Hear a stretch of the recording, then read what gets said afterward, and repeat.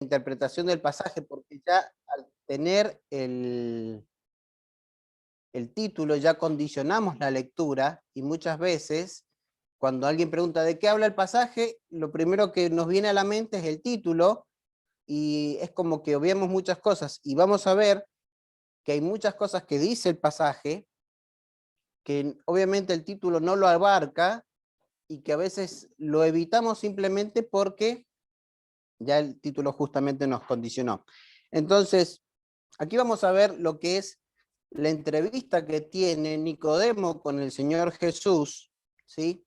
Y algo que es muy importante, porque este pasaje podríamos decir que es el pasaje clave del Evangelio de Juan. Y de hecho, dentro de este pasaje está el versículo clave de toda la carta, o sea, o mejor dicho, de todo el Evangelio. Entonces, algunas cosas que quiero ver antes de que lleguemos al pasaje mismo. Permítame, lo voy a buscar. En primer lugar, en cuanto al evento previo que hubo allí en el pasaje del capítulo 2, ¿sí? Cuando vemos la purificación del templo. Y es importante porque tiene que ver con lo que vamos a ver en el 3, por lo menos al principio, porque cuando Jesús entra al templo, se encuentra con una situación que es desagradable, que es ver que están haciendo ventas y cambios allí dentro del templo. Específicamente lo están haciendo, hay otro pasaje que especifica que están en el patio de los gentiles.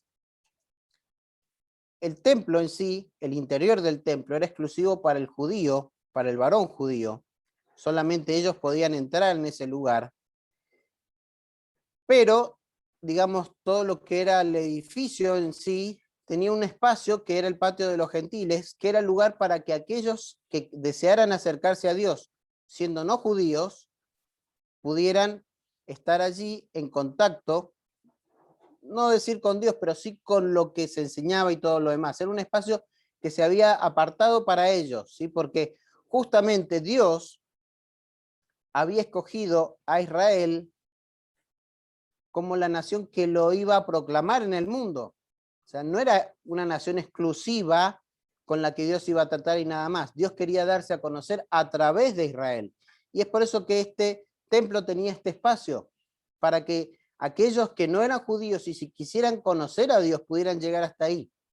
Sin embargo, los sacerdotes habían montado un negocio o un negociado allí en ese espacio de allí, porque no solamente era el tema de que estaban vendiendo animales y haciendo cambios, sino que había toda una, podríamos decir, una mafia dentro de esto, porque claro, llegaba gente que por ahí tenía su animal, los sacerdotes se los rechazaban, ellos tenían que ir y comprar a ese lugar, pero si eran extranjeros y les decían, no, esas monedas nosotros no las recibimos, vayan a la mesa de cambio, ¿sí?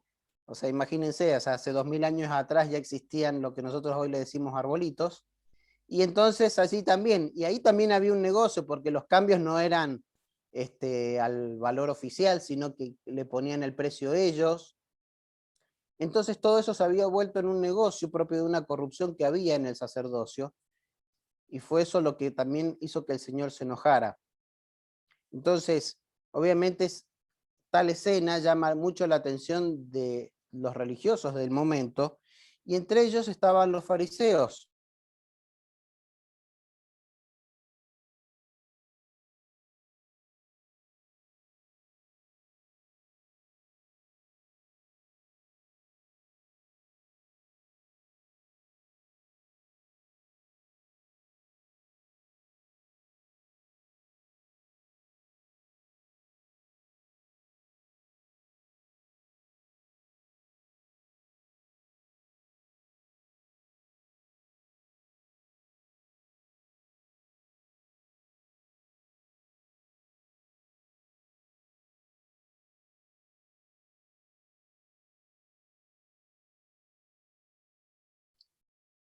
Vamos a guardar unos segunditos. Hay un problema de conexión de internet con la familia Peña y ahí vamos a regresar.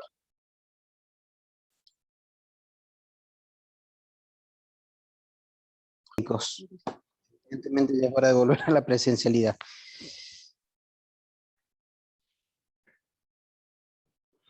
Bien, como decía, los fariseos no estaban tan al partícipe de esta situación, de esta escena. De hecho, los fariseos y los saduceos, que era la secta de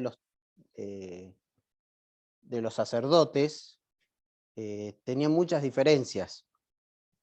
Todo esto comienza más o menos unos 150 años antes de Cristo, porque había surgido un sumo sacerdote y este ya se estaba dando atribuciones de rey y de gobernante sobre Judea, y esto obviamente despertó un celo en muchos hombres porque entendían de que el sacerdote no podía tener tales atribuciones, y esto provocó la separación entre los saduceos y los fariseos. De hecho, la palabra fariseo se considera que viene de la palabra separación. Así que fue por eso que ellos habían iniciado esto. Ahora, déjenme ver algunas cosas con respecto a ellos, porque va a ser importante para hablar de lo que tenemos hoy en esta mañana.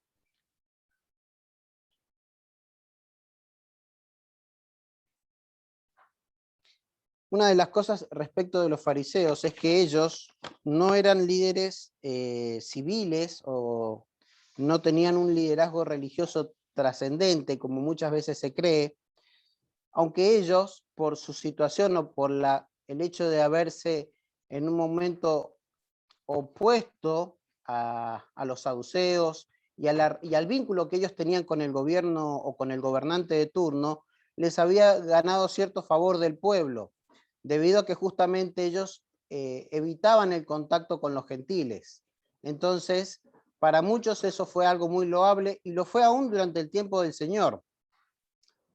Hay un error muy contemporáneo en este tiempo, y es que se usa la palabra fariseo para denostar a un creyente que practica y enseña la verdad bíblica, en particular hacia los líderes. Muchas veces, quizás si leen pasajes, si ven publicaciones, en cuanto alguna persona plantea una verdad bíblica y hace el énfasis en que eso se debe seguir como lo enseña la palabra de Dios, o esa persona es, manifiesta una disconformidad con algunos falsos predicadores o de esta gente que enseña errores doctrinales, la primera actitud que tienen muchas personas es llamarlos fariseos, ¿sí? Y muchas veces hay hermanos que lo usan para hablar de los ancianos o los pastores de sus iglesias, y dicen: lo que pasa es que los que están a cargo son unos fariseos, porque también existe otra falsa, vamos a decirlo así, sinónimo, un falso sinónimo, que es que la palabra fariseo es un sinónimo de hipócrita, ¿sí? Es verdad que el Señor Jesús los llamó a muchos fariseos hipócritas, les llamó sepulcros blanqueados, y muchas veces mandó a cuidarse de ellos porque justamente ellos enseñaban algo que no vivían. Ahora, aún así, los fariseos conservaban muchas doctrinas correctas que hasta el mismo Señor aprobó. Fíjense, por favor, en Mateo, capítulo 23,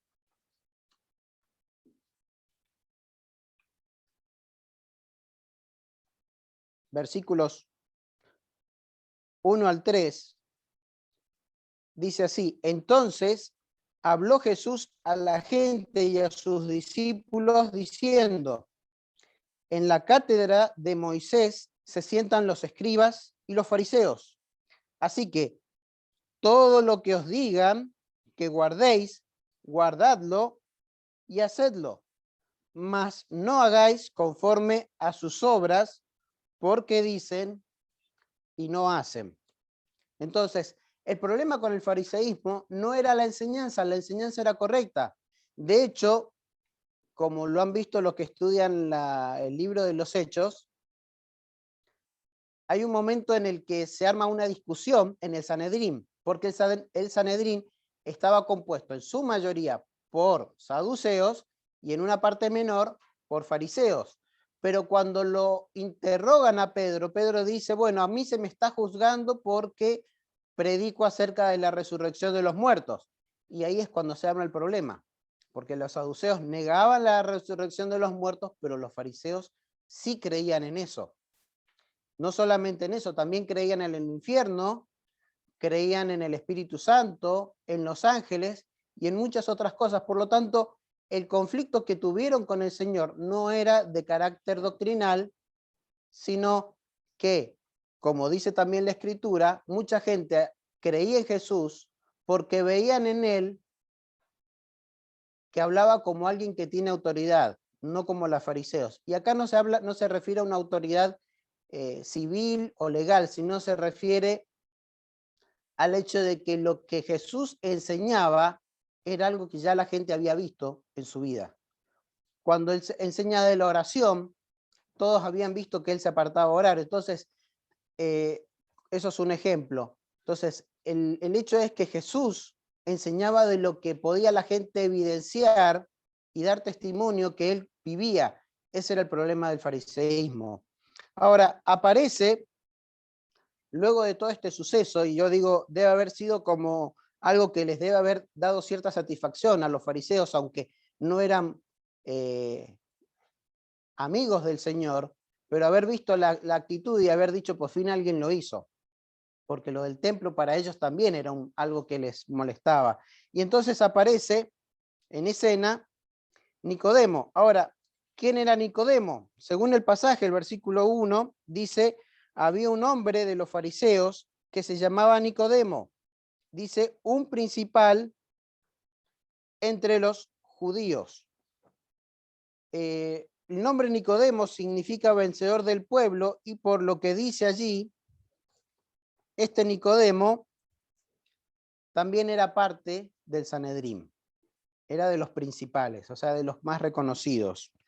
Ahora dice también en el versículo 2 que este vino a Jesús de noche y le dijo, Rabí, sabemos que has venido de Dios como maestro, porque nadie puede hacer estas señales que tú haces si Dios no está con él.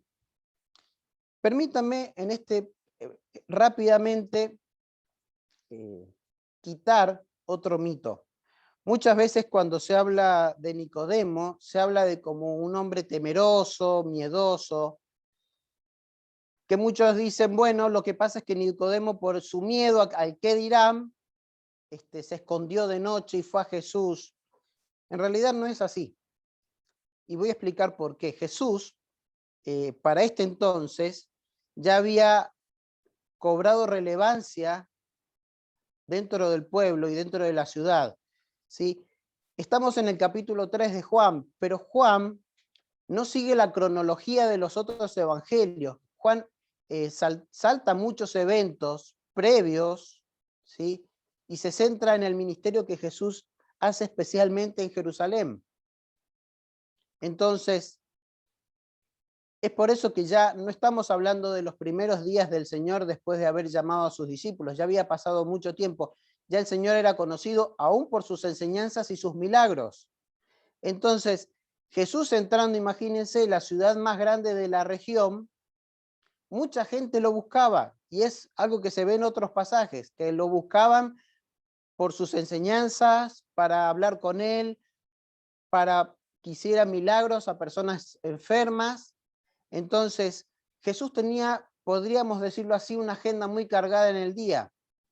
Entonces, si alguien quería tener una conversación personal y extendida con él, en el día le era imposible, porque todo el tiempo había gente demandándole. Entonces, lo que hace Nicodemo es buscar un momento y un tiempo en el que pudiera tener una conversación personal, porque Nicodemo no era como quizás otros de sus correligionarios, ¿sí?, que lo buscaban a Jesús para provocarlo o para cuestionarlo. Él quería hablar con él, tener una charla sincera y quería escuchar la palabra de Dios en él.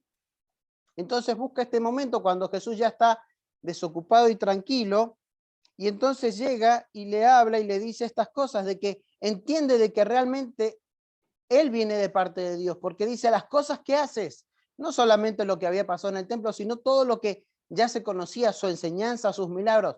Dice, eso no es posible de alguien que no puede venir de Dios. Entonces, Jesús le dice en el 3, de cierto te digo que el que no naciere de nuevo no puede ver el reino de Dios.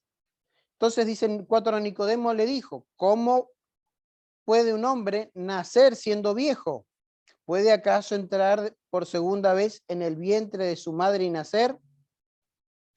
Respondió Jesús, de cierto te digo, el que no naciere de agua y del espíritu no puede entrar en el reino del Dios. Lo que es nacido de la carne, carne es, y lo que es nacido del espíritu, espíritu es. No te maravilles de que te dije, os es necesario nacer de nuevo. El viento sopla de donde quiere y oye su sonido, mas no sabes de dónde viene ni a dónde va. Así es todo aquel que es nacido del Espíritu. Y en este primer segmento habla del nuevo nacimiento. Y el Señor, entendiendo cuál era la búsqueda de Nicodemo, sin que él lo pregunte, le va a dar la respuesta. ¿Qué es necesario para entrar en el reino de los cielos? Porque eso era parte del mensaje del Señor en ese momento. Y él le dice, tienes que nacer de nuevo. Y esto obviamente abre una gran incógnita en la cabeza de Nicodemo, porque él dice, ¿cómo puede pasar esto? O sea, él ya era un hombre mayor, su madre probablemente ya había muerto, y él dice, ¿acaso puede pasar todo esto de vuelta? Y él le explica que no estaba hablando de un nacimiento carnal, sino de un nacimiento espiritual. ¿Saben? Y esto es importante, hermanos, porque algo que se está dando y que muchas veces se manifiesta en diferentes medios, en cuanto a lo cristiano, es que cada vez hay mayor deserción de personas de las iglesias. Y cada vez se da más que de pronto te dicen, no, habían una cantidad de hermanos y se fueron. O mucha gente ante las circunstancias que estamos viviendo, la gente abandona la iglesia. Y déjenme decirles que esto es en parte a una triste realidad de la iglesia actual, ¿sí? Hablando de la iglesia en general a nivel mundial. Y es que cada vez hay más personas en las iglesias que no han nacido de nuevo. Cada vez hay más personas en las iglesias que no han nacido de nuevo. Son personas que participan, que cantan, que leen, que oran, que hacen ofrendas, que se involucran, pero esas personas no han conocido realmente la salvación, no han nacido de nuevo. No ha habido una obra del Espíritu Santo transformando su vida. Y por eso de pronto les resulta tan fácil volver a la antigua vida, porque en realidad nunca salieron de ella. Simplemente se vistieron de religión. Siempre me acuerdo de una persona que conocí, que un día estaba en otra iglesia y un día pasó para los bautismos.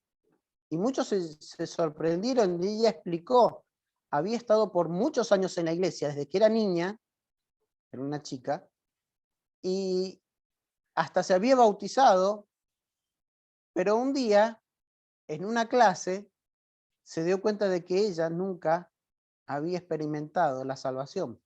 Nunca había orado a Dios pidiendo perdón por sus pecados, nunca había aceptado a Cristo como su Salvador. Por ende, no había nacido de nuevo. Y por eso es que ella había entendido de que aquel bautismo que hizo en aquel momento no tenía ningún significado porque lo hizo sin entender realmente de lo que estaba haciendo. y ahora se estaba bautizando de nuevo. Bueno, esto fue hace muchos años, pero esa es una de las realidades de las que le plantea el Señor Jesús. Dice, entiendes de la ley, conoces de ella, la enseñas, pero no has nacido de nuevo y te es necesario. ¿Sí?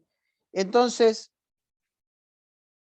cuando le hace esta pregunta a Nicodemo acerca de pasar de nuevo, él le dice, yo te digo una verdad, el que no nace del agua y del espíritu no puede entrar en el reino de Dios.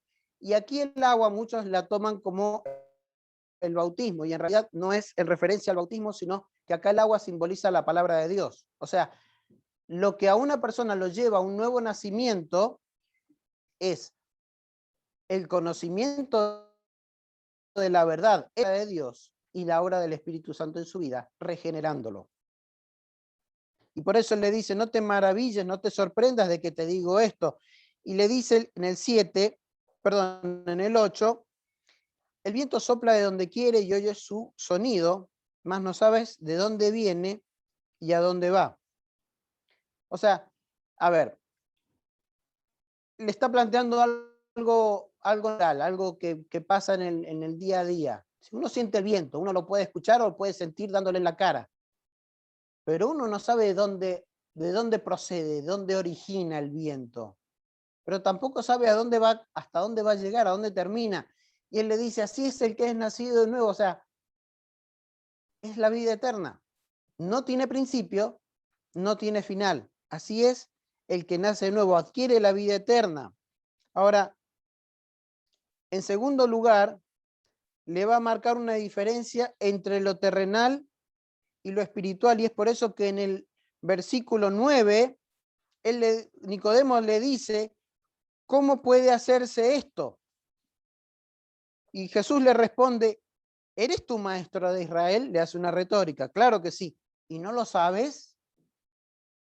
Ahora fíjense lo que le va a decir en el 11, de cierto te digo, de lo que sabemos hablamos y lo que hemos visto testificamos. Y dice algo más, y no recibís nuestro testimonio. Para ese entonces no solamente Jesús estaba enseñándose, sino que aún sus discípulos también eran parte de esto, y vamos a ver una parte más el próximo domingo en la continuación, pero él está diciendo, todo lo que te estoy diciendo ya lo hemos hablado y lo hemos testificado, pero el problema no pasaba por una falta de entendimiento, sino por la incredulidad. Y saben, muchas veces el problema del cristianismo, el problema de muchas personas, no, perdón, en el cristianismo, sino en general, no es que no entiendan el mensaje, sino que no creen en él. O sea, yo a veces me he dado cuenta y me ha pasado que cuando uno proclama el evangelio a una persona, muchas veces la persona no quiere aceptar. Y muchas veces uno quiere volver a tomar el tema y volver a repetirlo porque cree que la persona no lo ha entendido. Y la realidad es todo lo contrario, la persona sí lo entendió perfectamente. Así yo pregunto, ¿fui claro en lo que dije? Sí, sí, lo entiendo.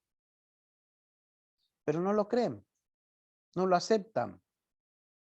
Y ahí es donde muchas veces cometemos el error de insistir y ya fastidiar a la persona que está escuchando. Si la persona lo entendió,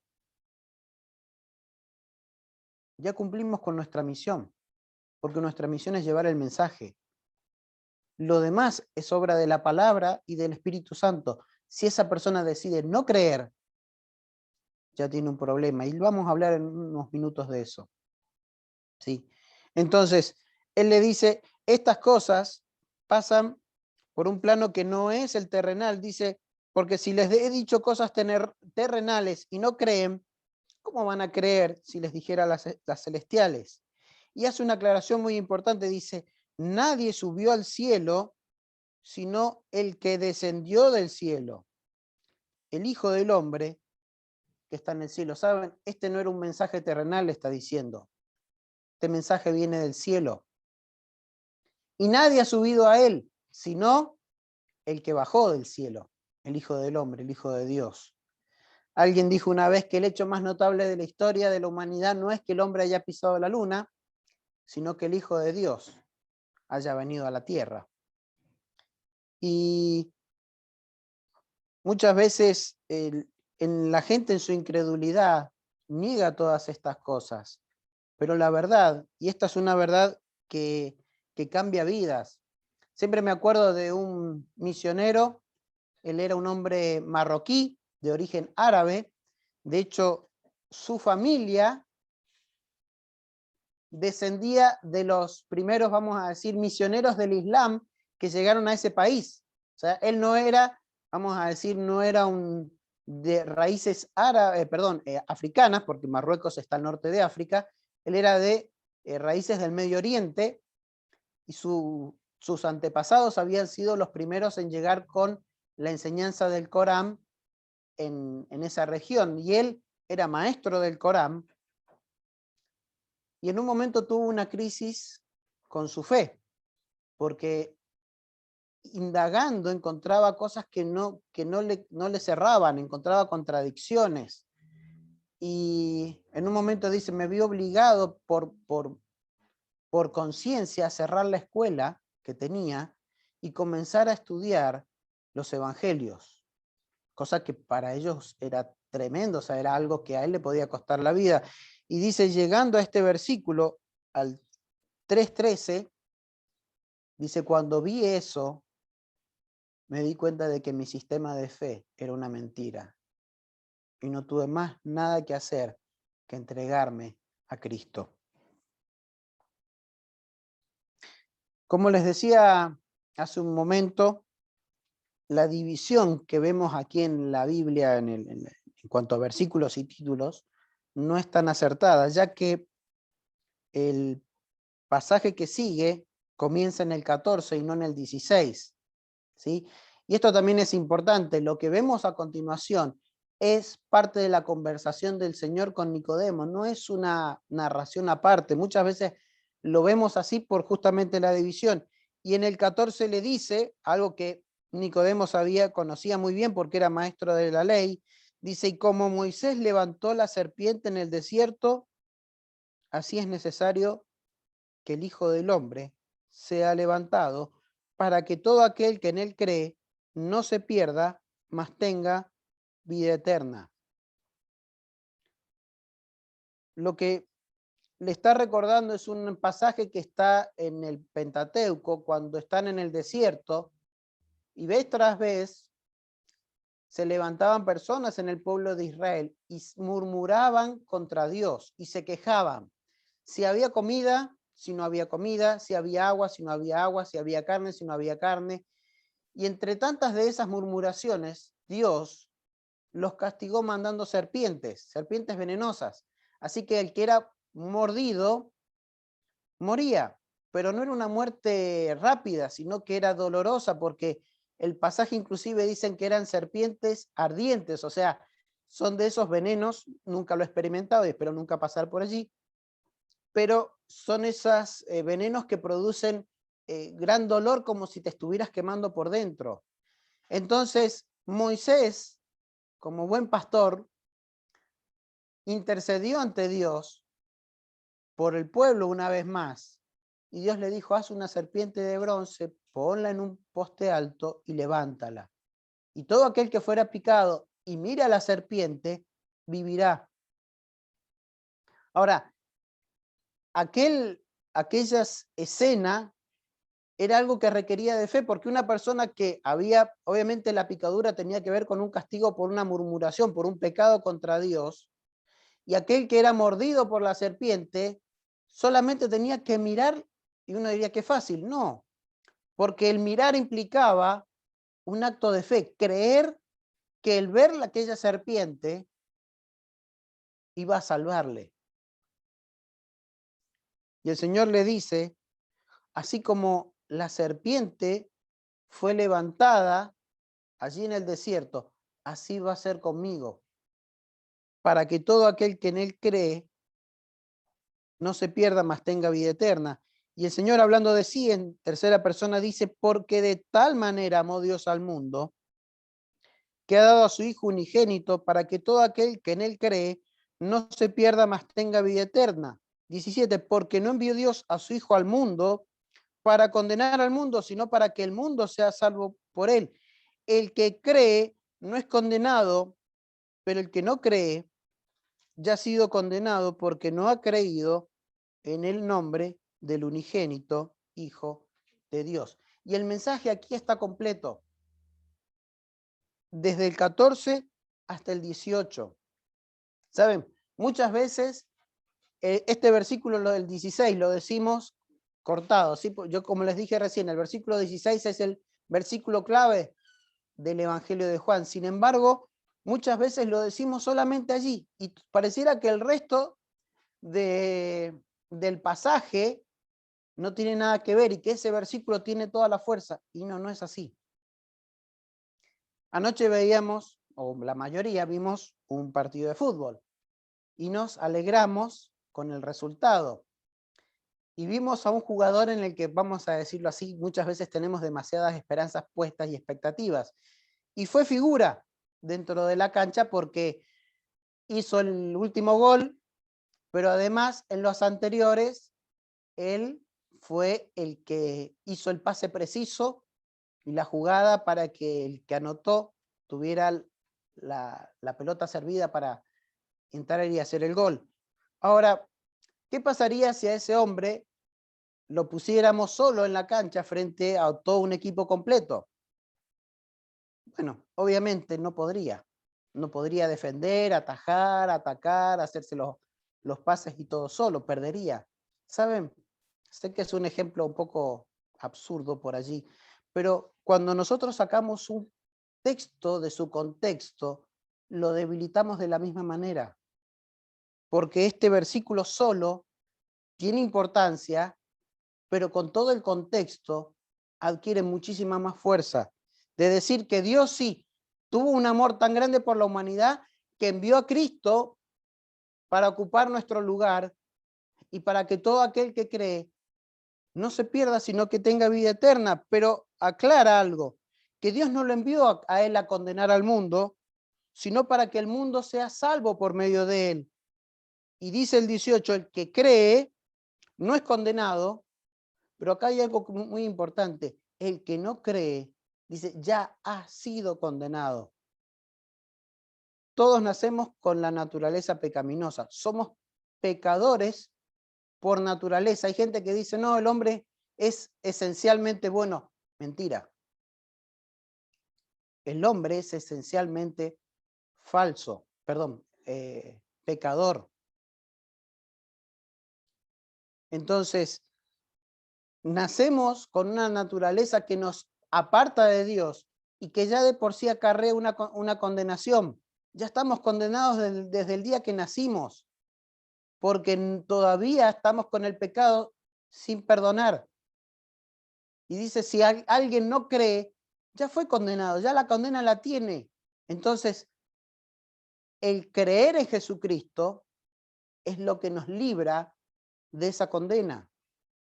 Y eso es algo que es importante al momento de presentar el mensaje del Evangelio. Porque muchas veces, y yo lo decía hace algunas semanas atrás cuando hablaba acerca del amor de Dios, cómo se hace demasiado énfasis en predicar el amor de Dios y queremos como tapar o poner en un rincón la condición del hombre, su pecado, su necesidad de un Salvador.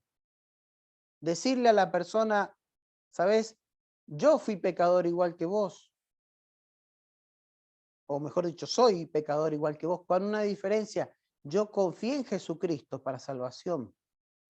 Y presentar el mensaje del Evangelio partiendo de ahí, desde que, como el Señor les dijo a sus discípulos en cuanto al Espíritu Santo, Él va a convencer al mundo de pecado, de justicia y de juicio.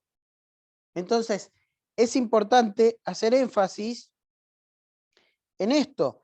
Y el Señor, ya cerrando esta conversación, le va a decir cuál es el problema que tiene la humanidad. Y el 19 dice, y esta es la condenación.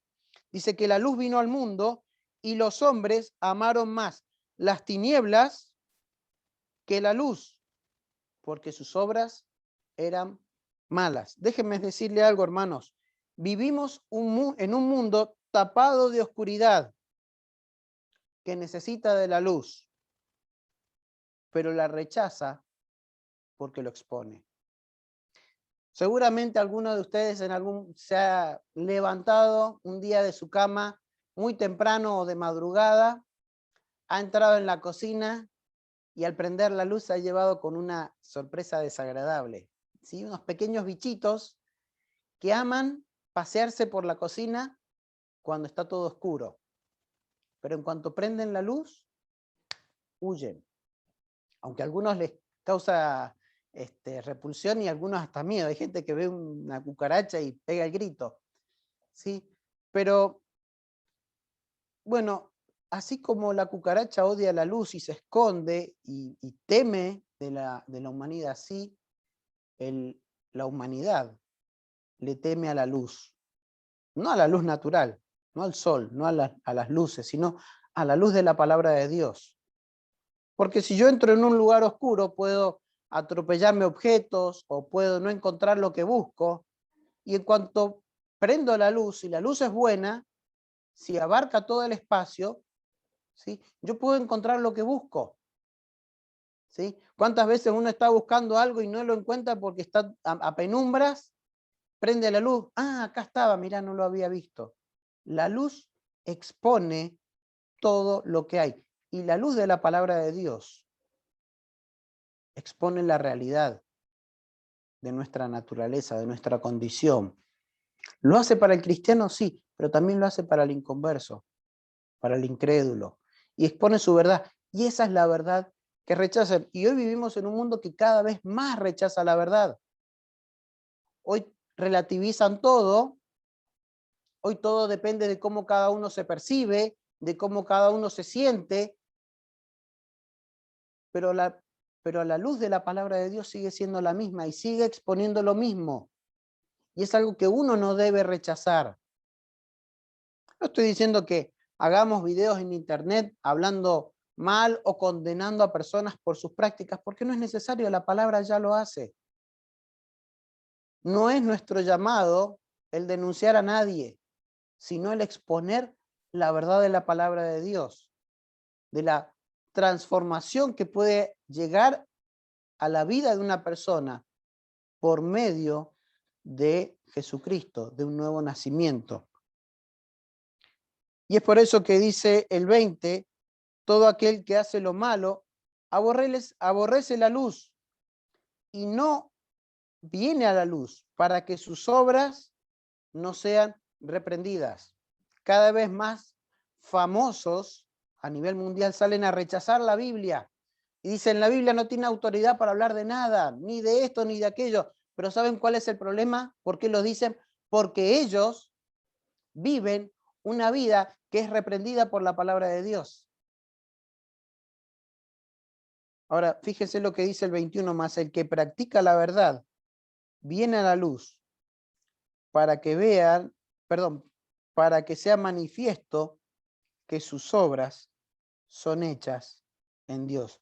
O sea, aquel que ha sido regenerado por la palabra de Dios, que ha puesto su fe, su confianza para salvación en Jesucristo, ha sido parte de un nuevo nacimiento. Ese es el que llega a la verdad, el que llega a la luz. Y la luz misma, la palabra de Dios, manifiesta que esta persona vive en conformidad a esta palabra.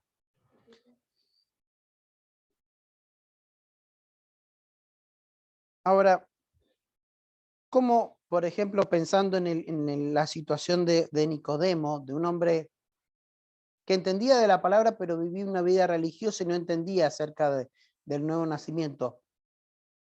¿Cómo podemos, por decirlo de alguna manera, evitar nuevos Nicodemos dentro de nuestra congregación y también para aquellos que están quizás viendo esto en otro lugar y que se congregan en una iglesia? Bueno, es importante lo siguiente, el mensaje del Evangelio debe ser predicado en su plenitud.